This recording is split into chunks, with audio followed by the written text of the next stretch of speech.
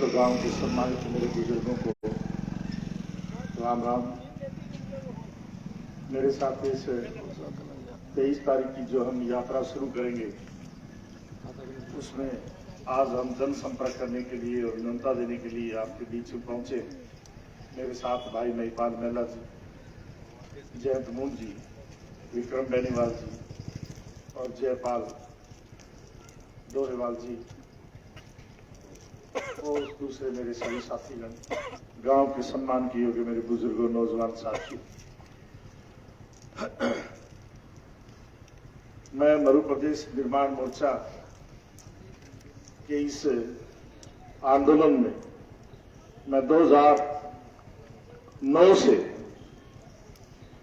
राजस्थान में हनुमानगढ़, गंगानगर, बीकानेर, चूरू, झुंझुनू, नागौर, सीकर, जैसलमेर, बाड़मेर, जोधपुर, पाली, सिरोही, जालोर को लेके एक अलग प्रदेश बनाने की एक मैंने मुहिम चलाई हुई है। आज 13 साल हो गए। ये मुहिम मैंने क्यों चलाई? मैं 25 साल तक भारतीय जनता पार्टी में काम करता रहा। मैं राष्ट्रीय पदों पर रहा। उमा भारती, शिवराज सिंह चौहान जी, किशन रेड्डी और सब नेताओं के साथ मैं इस देश का उप प्रधान से राष्ट्रीय पदों पर, ऐसे पदों पर भी रहा। 2003 में मैंने एक बार जो पल्लू माता का, ब्राह्मणी माता जी का मंदिर पल्लू आपने सुना होगा, भारतीय जनता युवा मोर्चा में रहते हुए, राष्ट्रीय पदाधिकारी रहते हुए हमें ड्यूटी लगी कि एक गांव को गोद लेना है। और जब मैंने वो गांव गोद लिया तो उसमें मैंने माननीय भैरव सिंह शेखावत साहब को मैं मुख्य अतिथि के रूप में उनको लाया।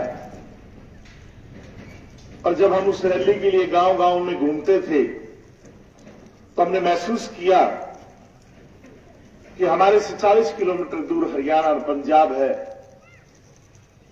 और जब वहां का विकास देखा और हमने यहां का विकास देखा, जब रैली समाप्त होगी तो मैंने माननीय भैरव सिंह शेखावत साहब से प्रश्न पूछा कि हम हिंदुस्तान में आजाद तो साथ हुए हैं, हरियाणा पंजाब भी साथ ही आजाद हुआ है, लेकिन हरियाणा के गांव में सब चीज की व्यवस्था है।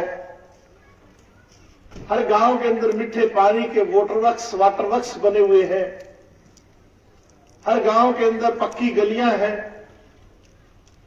हर गांव के अंदर आदमी, महिला और पशुओं का अलग अलग हॉस्पिटल है। हर गांव के अंदर बुढ़ापा पेंशन दी जाती है।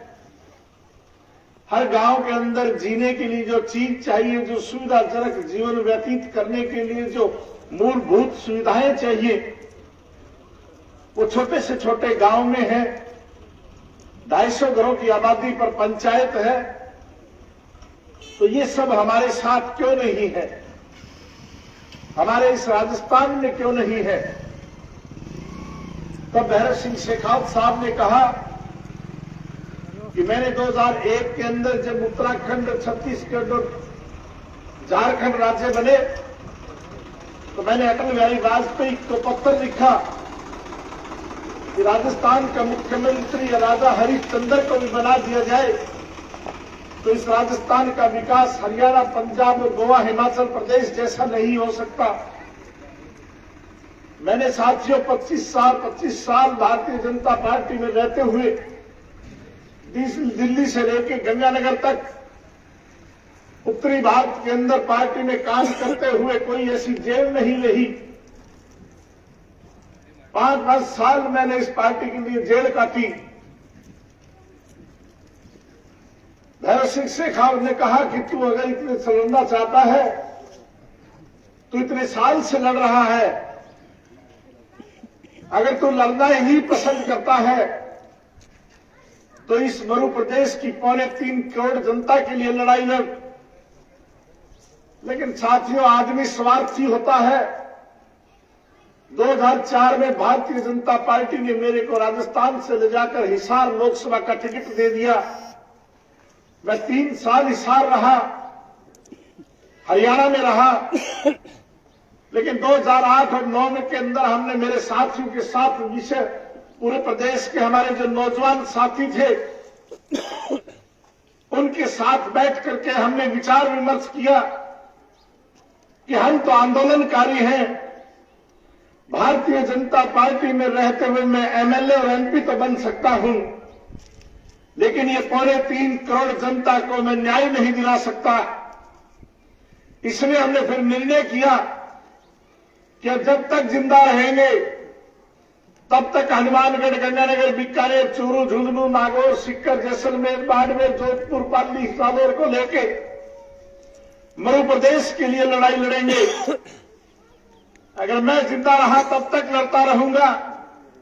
मेरे बाद मैं मेरे बेटे को मरने के बाद कह के जाऊंगा, इस 3.25 करोड़ जनता के सम्मान के लिए तेरे जब तक जिंदा रहना है तब तक इस लड़ाई को लड़ना। मरेंगे तो यहां पर और जिएंगे तो यहां। ये निर्णय लेकर के हमने ये यात्रा शुरू की। बुजुर्गों, नौजवान साथियों, आपके गांव में दुर्भाग्य यहां पर क्या है, यहां पर सब जातवाद और धर्म का झगड़ा चलता है। मैंने ये निर्णय लिया, आपके गांव में अगर कोई नेता आए, चाहे वो भारतीय जनता पार्टी का हो, कांग्रेस का हो, हरियाणा के अंदर बुढ़ापा पेंशन 2500 रुपए है। 2500 रुपए पर महीने की बुढ़ापा पेंशन मिलती है। आप यहां पर ये दोनों पार्टियों के नेता हैं तो इनसे पूछना कि तुम कहते हो कि हमारा राज आ गया तो हम विकास कर देंगे, तो पूछना कि 2500 रुपए हमारे यहां पर बुढ़ापा पेंशन कब कर दोगे। उनसे ये पूछना कि हरियाणा के अंदर एक बूंद तेल नहीं निकलता। राजस्थान और इस मध्य प्रदेश में हिंदुस्तान को 27% तेल हम देते हैं। हरियाणा के अंदर एक बूंद तेल नहीं, वहां पर डीजल 10 रुपए सस्ता मिलता है और हमारे 10 रुपए महंगा मिलता है।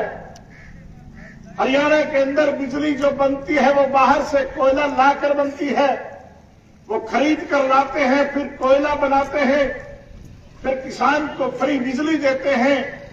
यहां पर बिजली सूर्य देवता से बनती है, धूप से बनती है, हवा से बनती है, लिग्नाइट से बनती है, और फिर भी हिंदुस्तान की सबसे महंगी बिजली यहां के किसान को मिलती है। मेरे साथियों, ये पूछना कि ये वाटर वर्क्स जो हरियाणा में शुद्ध पानी पीने को जो मिलता है वो कब हमें मिलना शुरू हो जाएगा। एक एक की बात करें तो बहुत लंबी कहानी हो जाएगी। साथियों, हम विकास के लिए तरस रहे हैं। हमारी धरती के अंदर जो चीज है वो दुनिया के किसी राज्य में नहीं। जिस दिन मध्य प्रदेश बन जाएगा उस दिन हिंदुस्तान के किसी राज्य से नहीं, हमारा मुकाबला दुबई से होगा।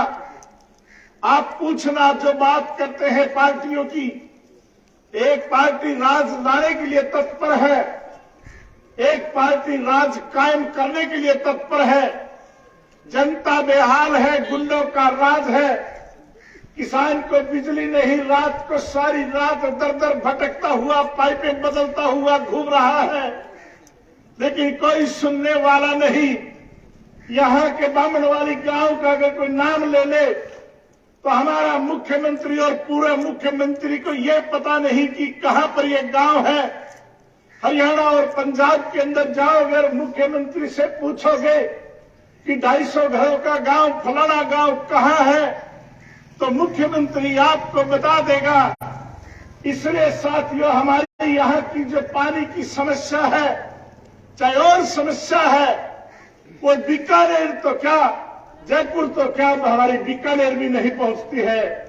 हमारे यहाँ पर आप वोट जब देते हो तो वोट में इलेक्शन नहीं करते, आप सिलेक्शन करते हो, पहले ही तय कर देते हो फलाना आदमी अगर टिकट ले आए, अब की बार हम इस टिकट के साथ हैं। इसलिए आपकी ये नेता चिंता नहीं करते, क्योंकि टिकट तो आकाओं से मिलती है, पांव उनके वो पकड़ते हैं, चिंता उनकी करते हैं। आपकी वो चिंता क्यों करे, क्योंकि आपने तो पहले ही तय कर लिया हमें तो इस टिकट से चुनाव इस फलाने सिंह जी को जिताना है।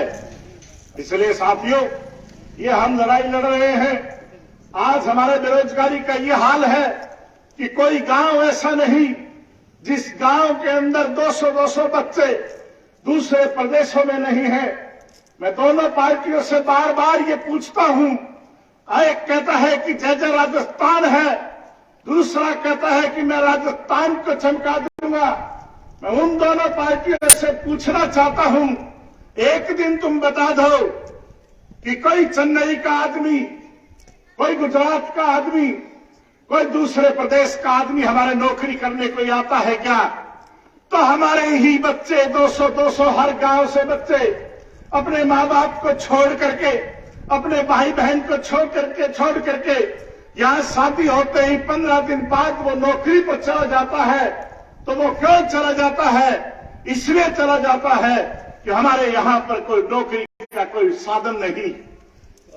इसलिए साथियों, हम लगे हैं कि मरु प्रदेश बनेगा उस दिन जिस दिन हम नौकरी करने नहीं जाएंगे। हिंदुस्तान के लोग हमारे इस प्रदेश में आएंगे, क्योंकि इस प्रदेश जैसा सुंदर कोई प्रदेश नहीं, हमारी धरती जैसे कोई धरती नहीं, हमारे किसान जैसा कोई किसान नहीं, और हमारे जवान जैसा कोई जवान नहीं। जब हिंदुस्तान में 10 लोग जब शहीद होते हैं, उसमें 4 लोग हिंदुस्तान के लिए छाती में गोली खा करके मरु प्रदेश के जवान शहीद होते हैं। इसलिए हमारे में कमी नहीं, हमारी धरती में कमी नहीं, हमारी किसी चीज में कमी नहीं। अगर कमी है तो हमारे नेताओं की नीयत में कमी है। इसलिए आपके चरणों में निवेदन करने आए हैं।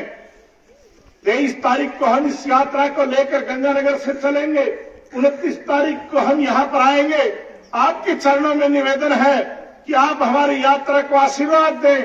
वैसे भी आप मेरे तो दादा हैं, और दादा जो है अपने बच्चों को जरूर आशीर्वाद देंगे। ये हमारी आपसे उम्मीद और आपसे अपेक्षा है, मेरा हक है। मैं दावे के साथ आपके पांव पकड़ के आशीर्वाद लेना चाहता हूं। और मेरे तो साथियों, आप में से कुछ लोग मुझे जानते हैं कि नहीं जानते, लेकिन मेरी पहले दिन से आपने सुना होगा कि मैंने रूनिया के पास में मेरा गांव आसरा है, और मैंने एक संकल्प किया हुआ है कि मैं महाराजा पांडु गदारा की मूर्ति उस दिन लगाऊंगा जिस दिन बरोबर मेरे गुरु हमारे भगवान सरस्वती महाराज की मूर्ति लगाऊंगा। ये आपने सुना कि नहीं सुना? आप रूनिया के पास में पूछ लेना। यहाँ का एमएलए बहुत उसमें टांग मेरी अड़ाता है, लेकिन उस एमएलए को भी मैंने बार बार चैलेंज किया है कि तू तेरी औकात में रहे, मेरे से टकराएगा तो तेरे को मैं मसल के रगड़ दूंगा। मैं कमजोर नहीं हूं, तू गोदारा है तो मैं भी गोदारा हूं, और मेरे ऊपर दादों का आशीर्वाद है, मैं सरस्वती का चेला हूं। इसलिए साथियों, मैंने रूनिया के बास के लिए पिछले दिनों सुना होगा, कट पॉइंट के लिए भी मैंने आंदोलन किया। लेकिन दुर्भाग्य कि हमारे जो जनप्रतिनिधि होते हैं वो नालायक आप जनप्रतिनिधियों को बनाते हो। मैं बार बार ये कहता रहा कि यहाँ के 2 जनप्रतिनिधि जो है वो नालायक हैं, क्योंकि जनता की समस्या ऊपर गडकरी को पता नहीं, गडकरी को कौन पहुंचाएगा? गडकरी को समस्या यहाँ का जनप्रतिनिधि पहुंचाएगा। और सबसे बड़ा जनप्रतिनिधि जो एमएलए होता है वो हमने नालायक आदमी को चुन दिया, और दूसरा हमने अर्जुन मेघवाल नालायक आदमी को चुन दिया, जिन्होंने हमारी बात नहीं पहुंचाई। इसलिए बुजुर्गों, नौजवान साथियों, हो सकता है ये एमएलए और ये मेरी यात्रा में टांग अड़ाएंगे, गांव में उसके चले चलते हैं, उनको कहेंगे इस यात्रा में मत शामिल होना। लेकिन मैं तो आपके चरणों में निवेदन करना चाहता हूं, मैं कोई बड़े बाप की औलाद नहीं, नबी कोई एमएलए बना नहीं, कभी कोई मंत्री रहा नहीं, मुख्यमंत्री का कोई वंशज नहीं। हम तो क्रांतिकारियों की टोली हैं जो ना तो किसी डरते हैं, ना कोई रूबल से खरीदे जाते हैं, ना AK-47 डरा सकती है। अगर डरता हूं तो मैं मेरी रूनिया के बाद से डरता हूं, मेरी इस मरुभूमि के जवान और बुजुर्गों से डरता हूं, नेताओं से नहीं डरता। साथियों, मेरा इतिहास किसी से पीछे का पूछ लेना, जिसने पीछे कुछ नहीं किया वो आगे भी कुछ नहीं कर सकता। इसलिए मैं तो 3.25 करोड़ जनता को न्याय दिलाने के लिए, बुजुर्गों की पगड़ी सलामत रहे, हमारे बुढ़ापा पेंशन 5,000 रुपए हो, किसान के खेत को पानी पहुंचे, 24 घंटा बिजली मिले, ऐसे मुद्दे लेकर मैं जयपुर जाऊंगा। आपने अगर यहाँ पर साथ दिया, यहाँ साथ मानवाड़ी के अंदर आप आशीर्वाद दोगे और झटका पता है कहाँ लगेगा, झटका जयपुर में बैठी हुई सरकार को लगेगा। कि पार्टियों के अलावा दूसरे नौजवान भी हैं जो स्टेज के लिए लड़ते हैं, दूसरे नौजवान भी हैं जो बामनवाड़ी के लिए लड़ते हैं, जो दूसरे नौजवान भी हैं जो पार्टियों के लिए नहीं, राज बनाने के लिए नहीं, प्रदेश बनाने के लिए लड़ते हैं और खेत में पानी पहुंचाने की बात करते हैं। यही आपके चरणों में निवेदन करने आया हूं कि आप इस यात्रा को ज्यादा से ज्यादा संख्या में समर्थन देकर, आशीर्वाद देकर अगले गांव तक हमें छोड़ने के लिए जाएं। आप अपना आशीर्वाद देंगे तो हमें हौसला होगा, क्योंकि हमारे पास कोई पार्टी नहीं, हम तो एक शेरों के झुंड हैं, आंदोलनकारी क्रांतिकारियों के झुंड हैं, जिस पर सिर्फ आपका आशीर्वाद ही काम करता है। इसलिए आपके चरणों में निवेदन है। जय हिंद, जय मध्य प्रदेश। कोई गलती हो तो